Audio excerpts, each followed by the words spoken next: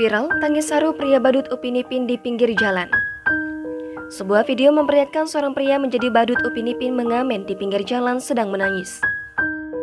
Video ini dibagikan oleh akun Instagram @viralyas pada Sabtu 20 April 2022.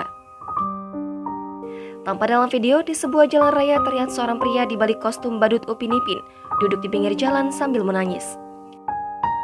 Tidak diketahui mengapa pria tersebut sampai menangis sambil menutup wajahnya dengan kostum badut itu.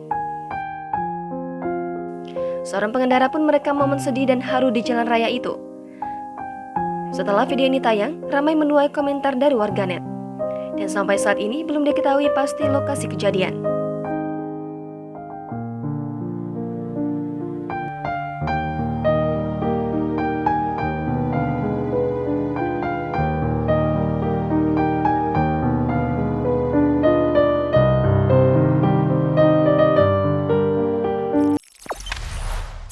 Jangan lupa subscribe, share, komen, dan like ya.